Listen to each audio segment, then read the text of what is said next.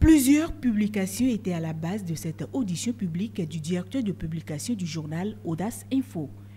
Le quotidien L'Audace Info a publié un article titré comme suit « Placement d'argent et de capitaux au Bénin, des preuves qui plongent Evra Sossoukwe ».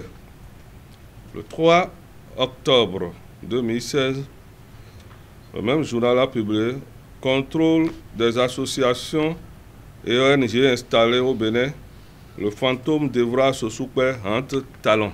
Désormais, plus rien ne sera comme avant dans le monde de la presse écrite au Bénin. La haute autorité de l'audiovisuel et de la communication ne saurait permettre ces dérapages. Il faudrait qu'on puisse ramener les gens à respecter les tests.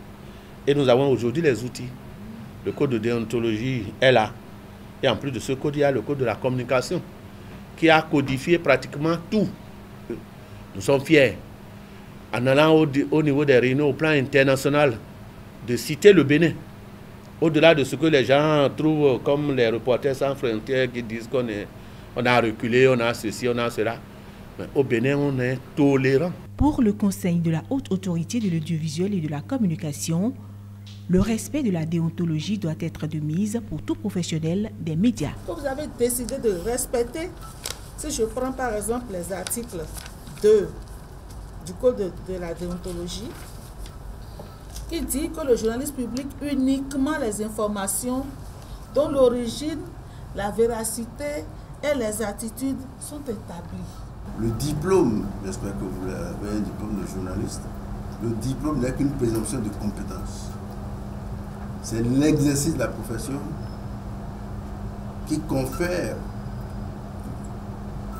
au diplôme toutes ses capacités.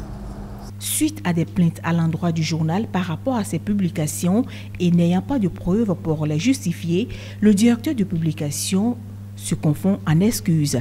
Je me reconnais parfaitement dans ces différentes publications. Les différentes publications incriminées ont toujours fait l'objet d'interdiction au niveau de l'équipe de la rédaction du journal Audace Info.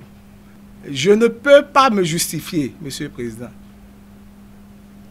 C'est de très graves fautes. Je ne peux pas me justifier, Président. Je me confonds en excuses, Monsieur le Président. La haute autorité de l'audiovisuel et de la communication s'est ainsi engagée sans désemparer à assainir le monde de l'audiovisuel et de la presse écrite au Bénin.